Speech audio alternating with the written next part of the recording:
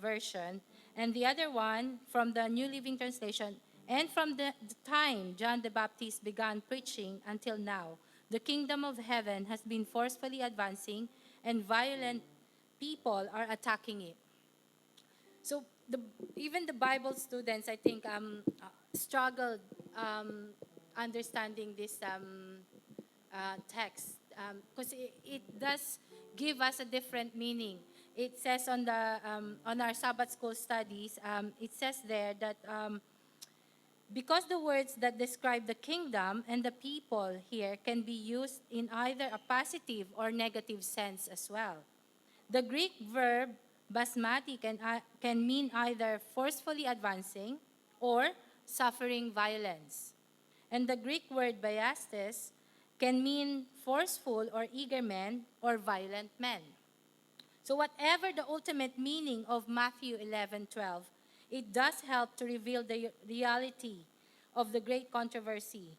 It depicts a struggle, a battle, and as we know from the other Bible texts, this battle is at the core, the one between Christ and Satan. So I've got a video about faith and doubt before we ready. And we will hear some testimonies later as well from a young adult and one of our members as well.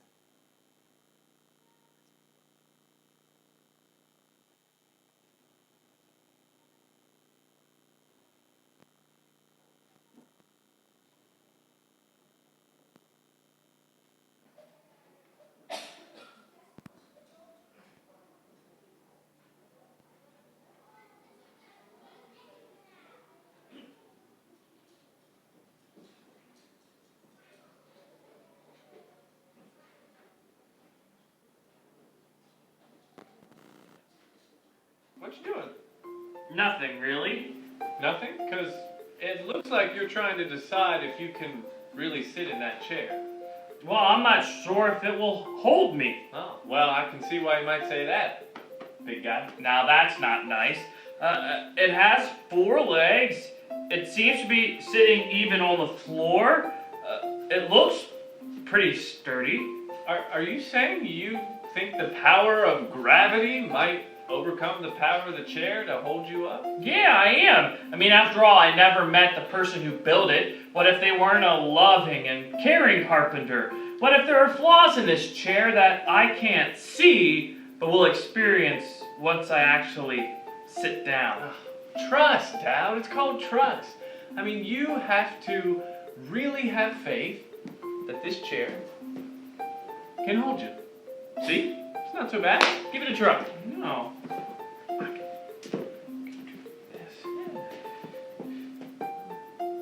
Oh, is doubt always this hard to overcome? Come on, faith is a total commitment to what you believe in. Now show me the faith. Come on, you can do it. Okay, here we go. See? That's more like it. That wasn't so bad. No, come on. I'll buy you a burger or something.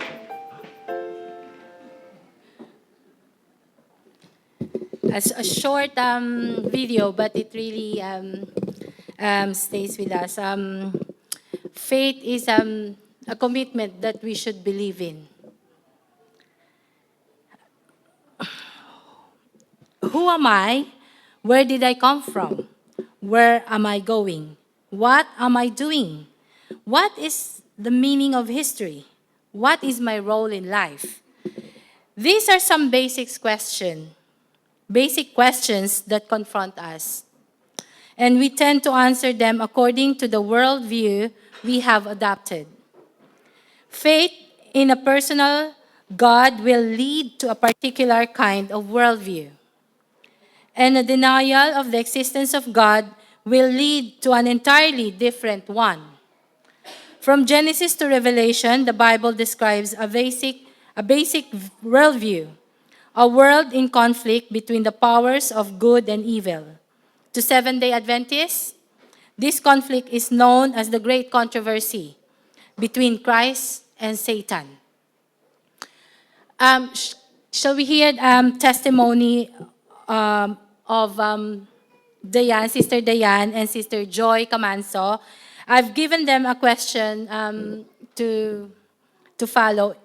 Is anything causing you to doubt? If so, what can you think of and pray about that will push the doubt away? What wonderful reasons can those thoughts and prayers give you for trusting in the goodness of God? Shall we give to Ate Dayan?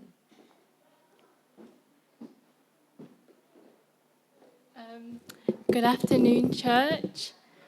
I will be talking about my experience of choosing a university because this year in September I will be going to a university. So I did doubt a bit because I'm taking architecture as a degree in university. So sometimes like you doubt, do I have the skills to become an architect? Do I have the knowledge? But really, all we need to do is what we learned from college, we have to apply it to towards our requirements for university. Like, sorry, I'm just a bit like shaky because it's my first time, kind of like to not cry because, okay.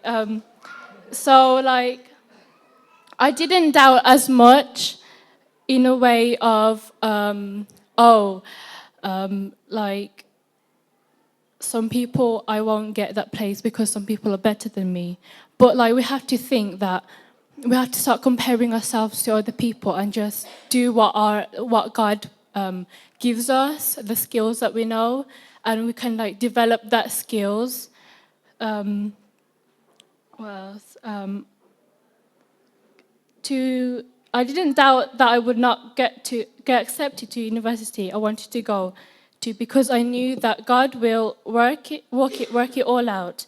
All you have to do is put effort in, effort such as staying committed to do good work and being consistent about it. It's God's work. It's God's plan. Sometimes our plans won't be God's plans, and sometimes it's about being mentally prepared for the challenges ahead of you, because you need to set yourself in a way that, yes, I know other students are fighting for the same place as me, but it's okay because I will do myself. I will do me. Like, what's it called? Like, I ask God to help me be capable of facing new challenges. When really we should always look up to God whenever these challenges are, you know.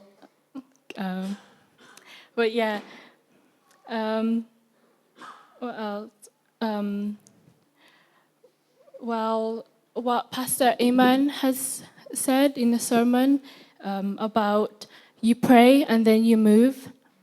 I think that's really a good statement because sometimes for me, like, I do what I think is best and then, it's not turning out great. Okay, I'll just pray to God about it. But really, we should stand firm and pray to God first and then you move.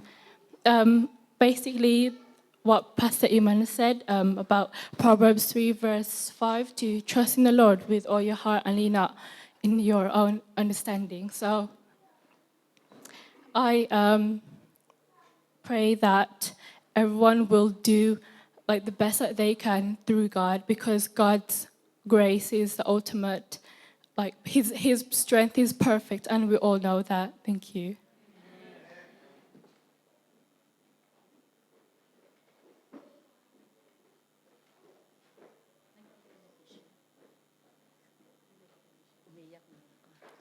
Good afternoon, church.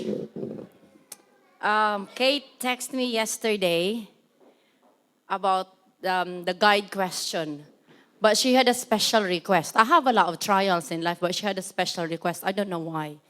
But I'm going to tell you very brief of what she asked me, which I text her back. I said, Nako, this brings back memory na naman.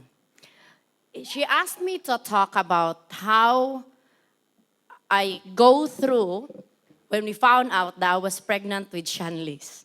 I told you I'm gonna cry. No, that is happiness. Um, when you are bringing up a family, you always plan. As one of the plan is how many children I'm going to have. We are going to have. Then how we gonna raise these children? What's these children gonna be like in the future?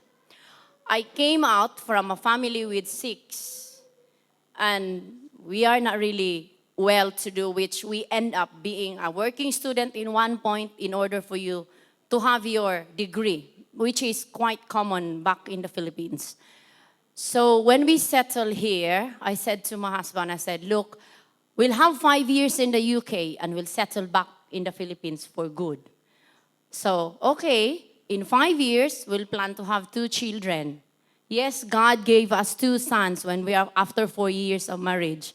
And we have that 1 year to plan because after a year from here, we invested all what we have in the Philippines. From farm, business, house, everything is set up. So I said, we got 5 years at least. We have a little money to take home. And that would be the chance for him to keep the family going. But God had another plan. He gave us another daughter. And we were actually already in the Philippines that time. We spent 6 months, and the plan is I will just be the one to come back just to build up a little bit more of finances. So change, we come back. God never wants us to stop there. He gave us another 1 child. We've got 4. And those are all unexpected, the 2 ones, because we already set and planned for it. So we sat down and said, look, there might be something that God prepared for us. When Brindle turns 1 year old, it was the time when church started to come together. And Jojo was so inspired. We were all inspired that we brought our children in church together. And we meet new friends, and then we considered as our new family. Due to more of failures, I would say, part of my responsibility and part of the contraceptive I was taking into, we failed twice into it as a hormonal contraception. So we decided to go in for a natural way, which is a permanent one, so I go for sterilization. So I was sterilized in the May of that year. But 6 months after, we found out that I was again pregnant, 7 weeks for a 5th child. It seems like everything just dropped down. You know, you're thinking that you already managed this stage. God already prepared things. We are happy where we are. But then everything just dropped down. I was on my own in the UK that time when my family had sort of a long holiday to look at that. Look, all our children will be full-time in school. It's time for us, both of us, to get back to normal full-time work. So my husband said, okay, I'll take the kids back to Philippines, enjoy for good 3 months, and then I said, I'll catch up with you after Christmas. But before Christmas, we found out that I was pregnant.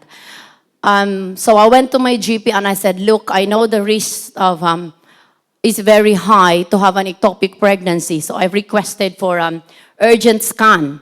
So he knows that I'm a nurse, so he can't really deny with it. So he booked me an urgent scan, but I have to go to City Hospital because I cannot book in for Sandwell that in 2 days' time. So I went to City Hospital, and then when I was having my scan, the first time you hear the beat of the baby, I'm thinking, oh, my tears are just started to come out. And then the sonographer says, are you okay? I said, I'm okay. I just wanted to make sure that everything is okay, as in place in the uterus, fine. That means there's another baby.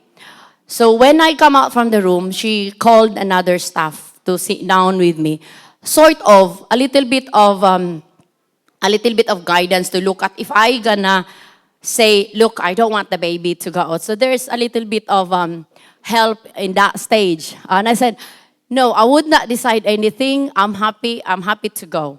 So I went out, catch the bus. I don't know, I end up catching the bus instead going back to West Bromwich. I catch up the bus going to the town center. To the city center. So I was in city center, was just walking around. I don't know what to do. And then I said, look, I can't really think right. I had to go back home. So first thing you're gonna decide is get the phone, ring back in the Philippines. It's it's late late afternoon here, which is early morning in the Philippines, so nobody received my call. I end up just sitting down and eating nearly the whole afternoon. Because if I'm stressed, I'm just eating. And then when I spoken to Jojo, change atmosphere. He was happy. I was crying. And I said, look, I don't want this anymore. But he is laughing. I said, why are you crying? It's another blessing. And I said, look, I wanted to speak to mommy. So I did not really get a long conversation with him because he will just continue with his laughing over the phone. I don't know behind that. So when I spoke to my mom, then my mom said to me, look, if you have that in a blessing, you already did what you wanted to do, but you still got somebody to come out. So at that point, she said, look, I'm coming to help you. Don't worry. When the baby will come out, I'll be there. I'll help you. I'll support you. I said, Mommy, I still have to decide. It's still early in the pregnancy anyway. I still got the chance to think. And my mommy said, no, we will pray for it. And so the next day I called them again, said, look, how would I say to the children that I'm expecting again? And then my mom said, okay, big problem. Because you are not here. Joseph would not say it the way you want to be. And so my mom said, let's just pray. When you come back, when you arrive in the Philippines in 2 weeks, then we will talk to them. And the whole time I was on my own, I have a lot of questions. I said, Lord, I was thinking of set up everything. And we stretched to what we can in the UK. And in one point, we might not be able to meet what we really plan as a couple because you have different plans in life.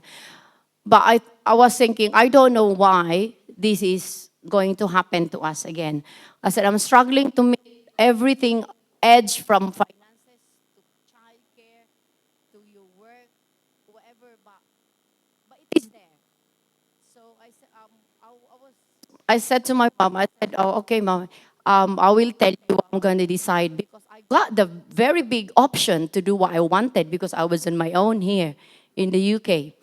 And my mom, every time my mom will call me, that was nearly morning and evening, she gonna call me because I was already off sick work because I was really unwell myself for 3 weeks. So I was just home on my own. I don't have to go outside. I stay.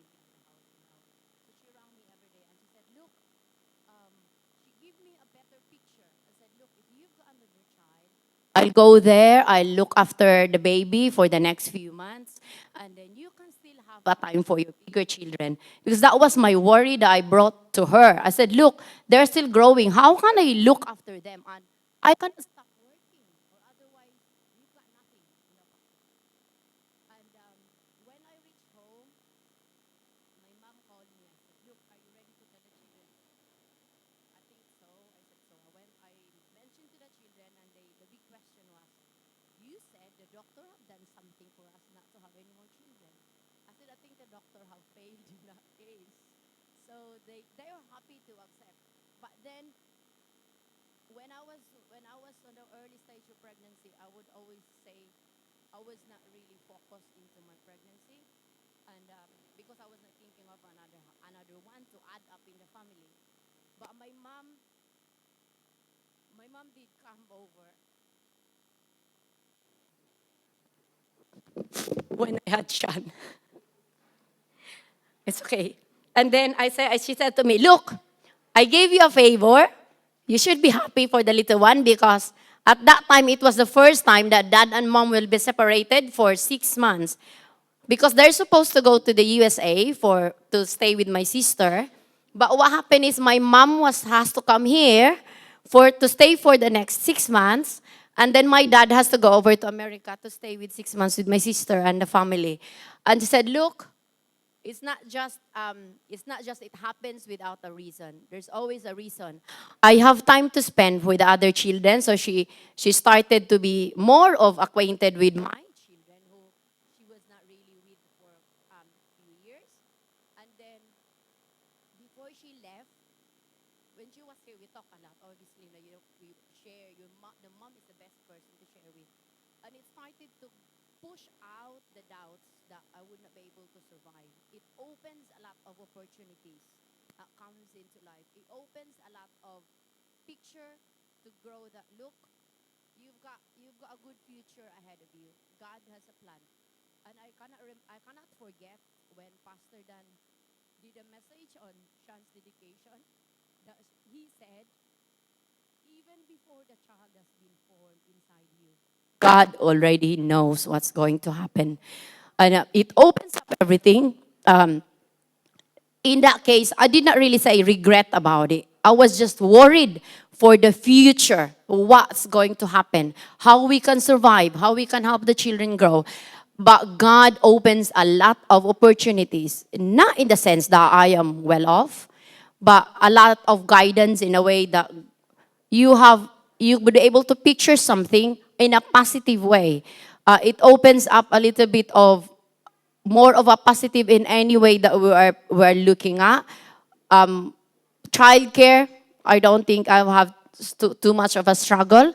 I was open up to get into a different way work hours so I can have time for the children. At the same time, I can be off for the weekend and stay with my children for the Sabbath. So it looks like there's always a plan that God prepared for you. Though it's so hard to accept at the beginning when it comes into you because you are not ready for anything. But God always opens up a way that push all the doubts, push all the worries away as long as you always ask God and ask God to guide you. In my case, it was not me. I would say it was not me who was kneeling every time. Lord, help me to accept this. It was actually my mom. And then every time after she prayed, she will ring me and she said, look, I've got a plan. I have something in mind. Yes, she opens up to me. And it leads me into to a better decision to help the family grow with God's help. Thank you.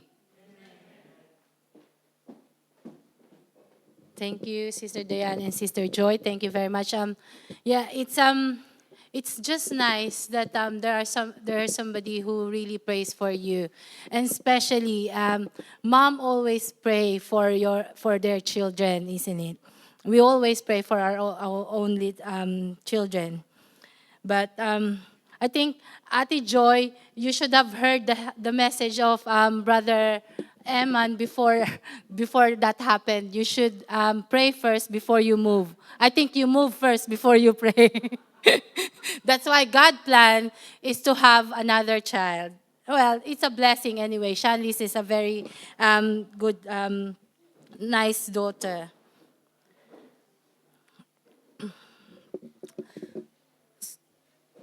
In Matthew chapter 12, verse 30 says, whoever is not with me is against me, and whoever does not gather with me scatters. To choose to be with Jesus means life eternal. To choose to be with Satan means eternal destruction. In the warfare worldview of our cosmos, we have one great advantage. We know which side has already won. Christ has won the decisive victory for us. After the cross, no question remained about who is the victor and who can share in the fruits of that victory. Satan's cause is indeed a lost cause. Just as Satan lost the war in heaven, he lost the war on earth as well. But in the hatred and vengeance, he's still seeking all whom he may devour. However, complete Christ's victory, the battle still rages, and our only protection is to place ourselves, mind and body, on the winning side. And we do that by choices we make every day. Are we making choices that put us on the winning side, where the victory is assured for us? Or on the losing side, where defeat is certain? On the answers to this question, our eternal destiny hangs. So before we divide for our Sabbath school lesson, can we hear a special number from Sister Kyla? Our visitor, long-awaited visit from Sister Kyla. We've missed you, Sister Kyla, and we are so blessed for your, I know we will be blessed with your item.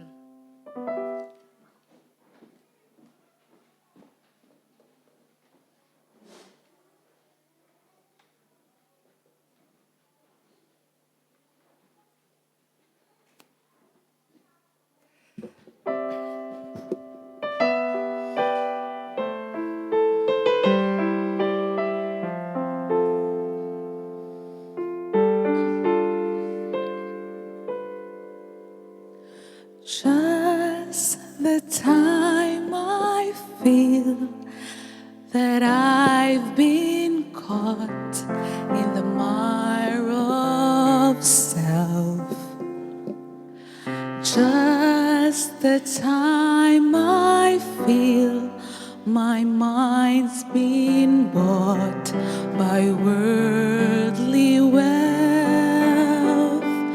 That's when the breeze begins to blow. I know the Spirit's call, and all my worldly wanderings just melt into His love.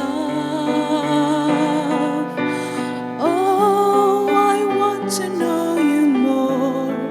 Deep within my soul, I want to know You. Oh, I want to know You, to feel Your heart and know Your mind. Looking in Your eyes fills up within me. Christ, let's say I want to know You.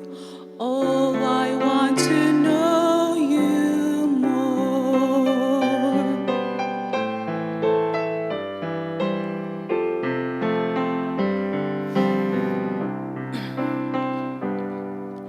And when my daily deeds ordinary lose life and song, my heart begins to bleed. Sensitivity to Him is gone.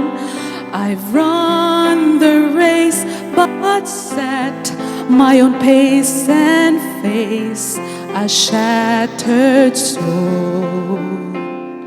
Now the gentle arms of Jesus warm my hunger to behold. Oh, I want to know You more. Deep within my soul, I want to know You. Oh, I want to know You, to feel Your heart and know Your mind. Looking in Your eyes fills up within me. Christ, let's say I want to know You.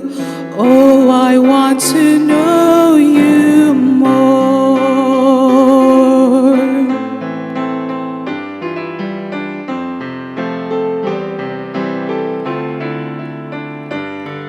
And I would give my final breath to know You in Your death and resurrection. Oh, I want to know You more. Oh, I want to know You, to know You more.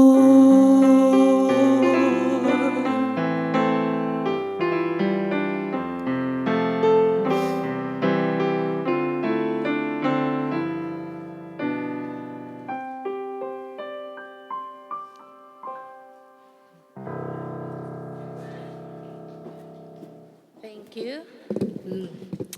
Lord, I want to know You more. Yes. The road to spiritual victory of growth is filled with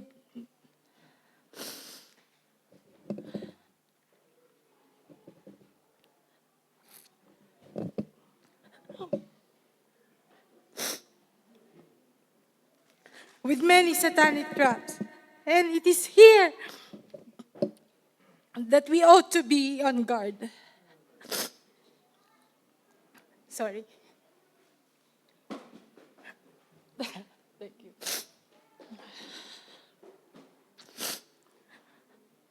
Paul describes being watchful in powerful words of counsel. Resist, be strong, stand, take up, pray, put on. These are the words that we should always remember. And thank you for that message, Sister Kyla. Lord, I want to know you more. And before we divide to our Sabbath school lesson, this is group 1 and group 2. For our visitors, we've got group 1 and a group 2. It's up to you which one do you want to stay with, and the PowerPoint at the back, please. Thank you.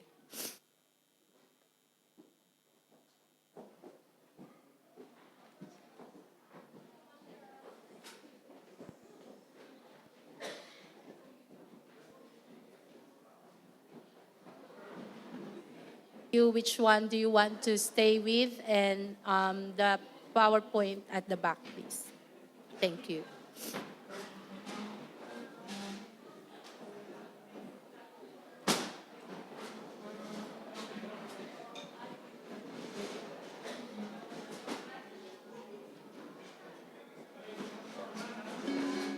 Which one do We you want are to stay people, with, and we love the PowerPoint at the back, please. Thank you.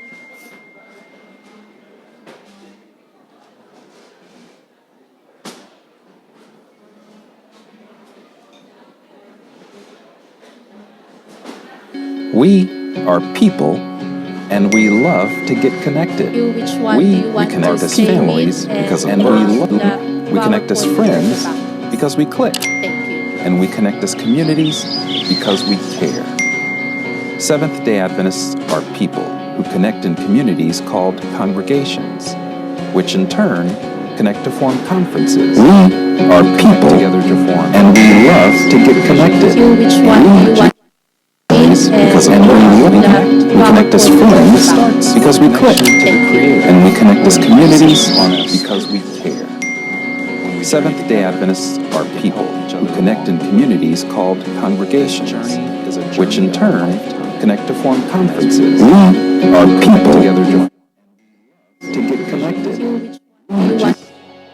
Because we connect as friends, click, and we connect as communities because we care. Seventh-day Adventists are people who connect in communities called congregations, which in turn connect to form conferences. We are people together to someone who stands alone. To get connected, they are connected to a world church that has 17 connect as friends, gathered in 13 and we connect as communities comprised of 122 unions. Seventh-day Adventists are 600 conferences, serving in 140,000 congregations in 208 countries, who worship in 924 languages, and they all want to connect with you.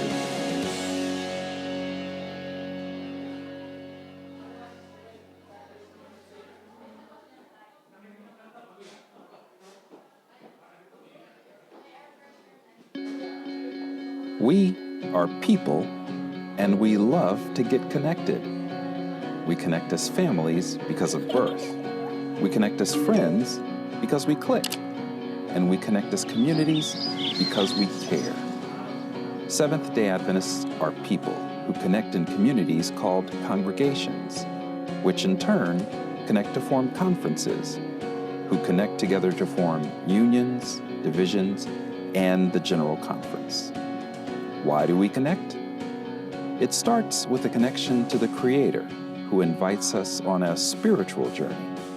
When we journey together, we can help each other along the way.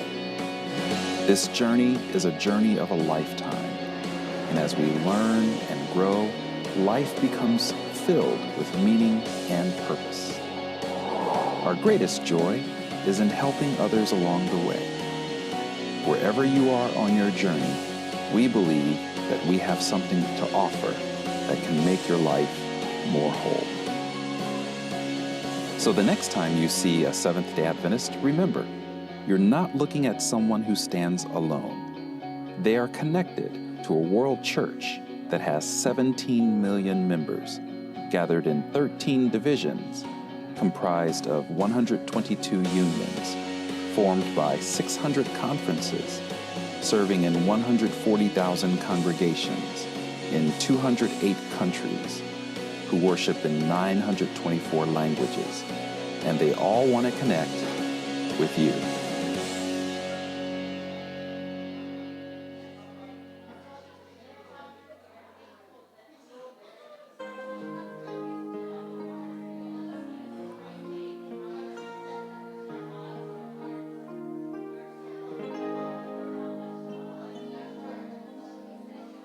The timeless theme, earth and heaven will pass away. It's not a dream, God will make all things new that day. Gone is the curse from which I stumble and fell. Evil is banished to eternal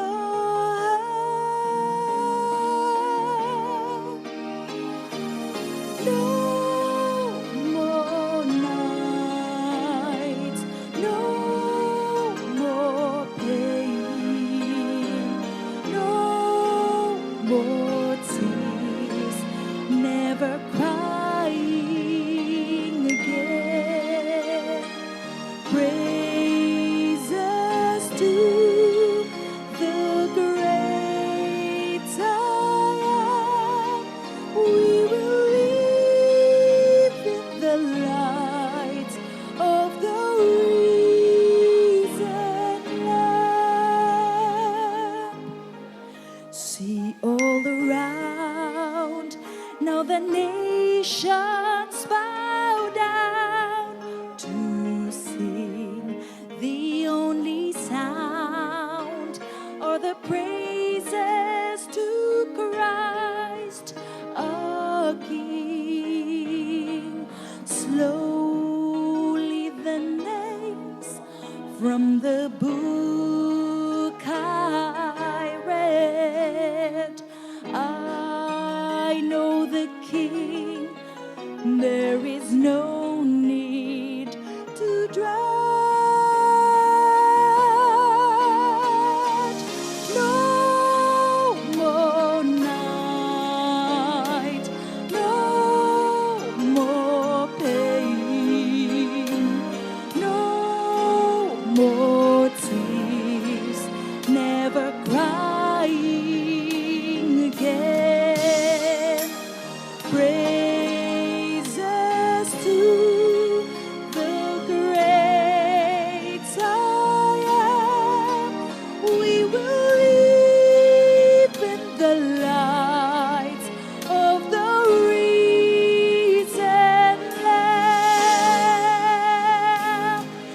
See over there, it's a mansion prepared for me, where I can live with my Savior eternally. No more night, no more pain, no more tears, never crying again. Praises to the great I am. We will live in the light of the risen Lamb. We will walk in the light of the risen Lamb.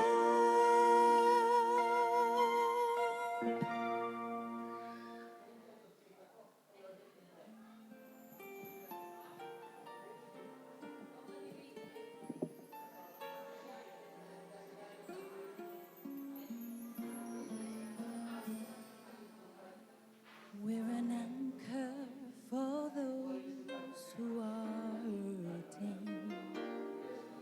We're a harbor for those who are lost. Sometimes it's not always easy bearing Calvary's cross.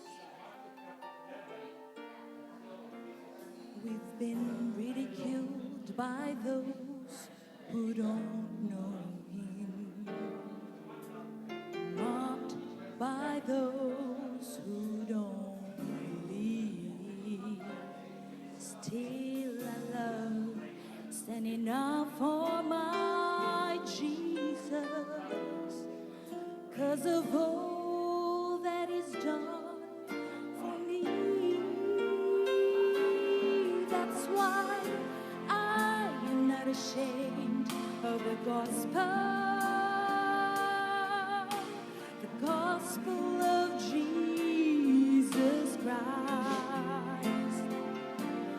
No, I am not afraid to be counted,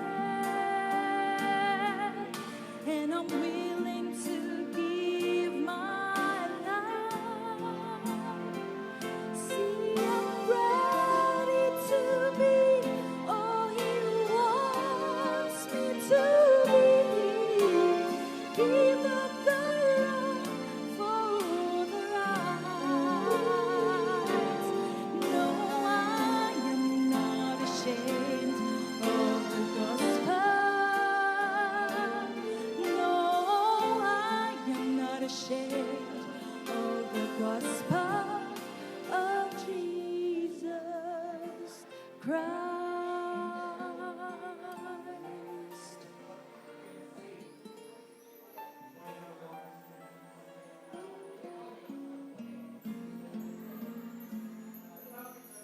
For every moment His hand has held mercy, and for all the love He showed all my life. A simple face doesn't say how I'm feeling. I get tears in my eyes. But as for me, I'm gonna keep on believing for the one who's been so faithful to me. I'm not out to please this whole world around me. I've got my mind on eternity. That's why I am not ashamed of the gospel.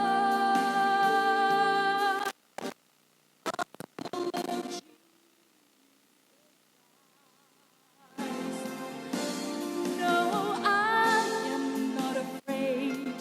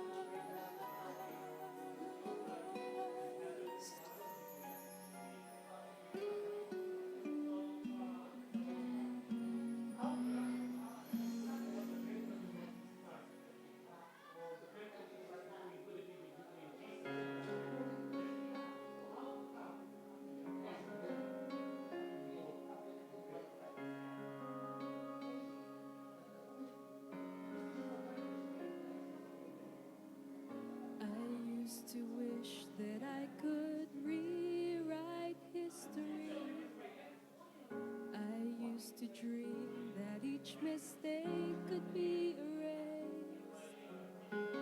Then I could just pretend I never knew the me back then. I used to pray that you would take this shame away, hide all the evidence of who I've been. But it's the memory of the place you brought me from that keeps me on my knees. And even though I'm free, heal the wound but leave the scar. A reminder of how merciful you are. I am broken, torn apart. Take the pieces of this heart, heal the wound but leave the scar.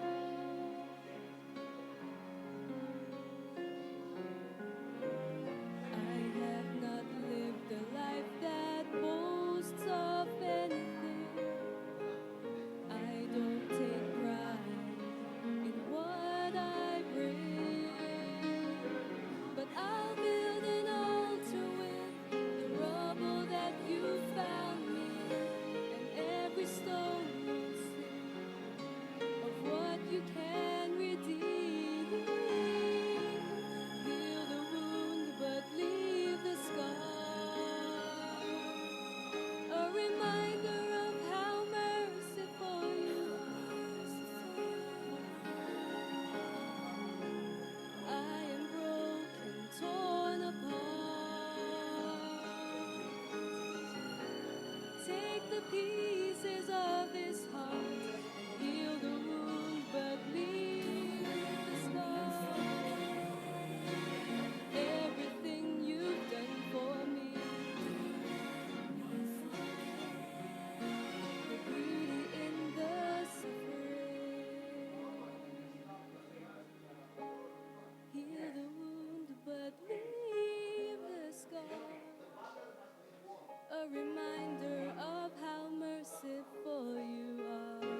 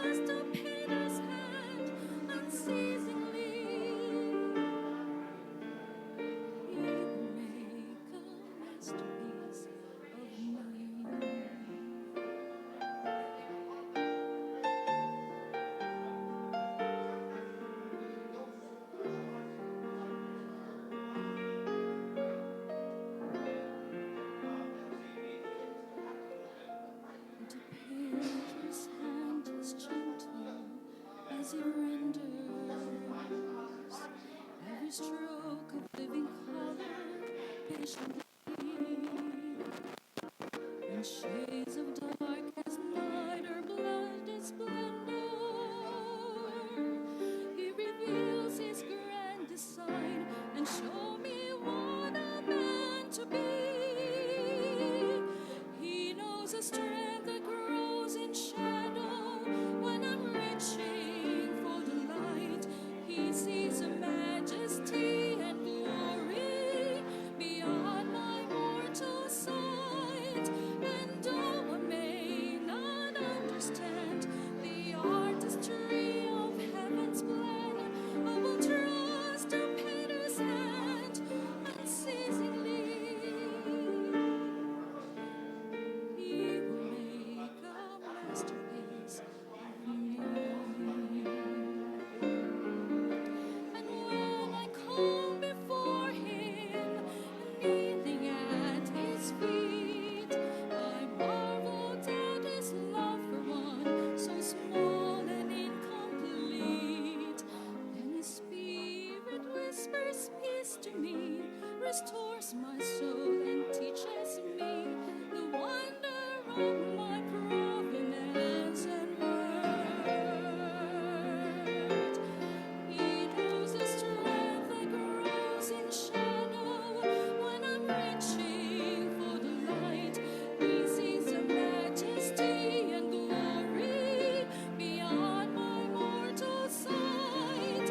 And though I may not understand the artistry of heaven's plan, I will trust the painter's hand unceasingly. He will make a masterpiece of me.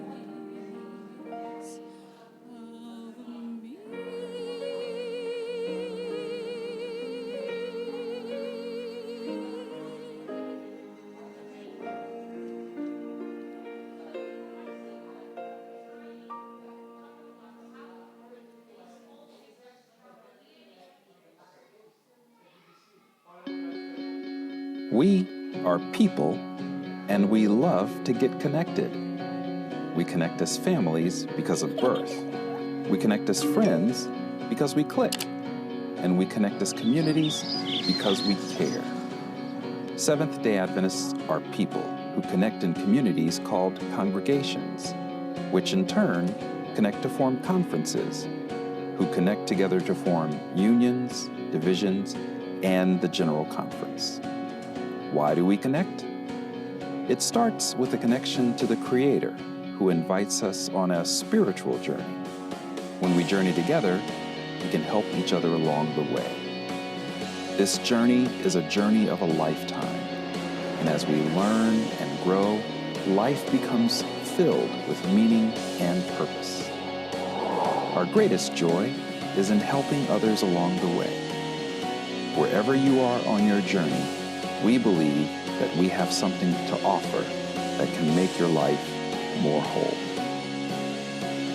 So the next time you see a Seventh-day Adventist, remember, you're not looking at someone who stands alone. They are connected to a world church that has 17 million members, gathered in 13 divisions, comprised of 122 unions, formed by 600 conferences, serving in 140,000 congregations in 208 countries, who worship in 924 languages, and they all want to connect with you.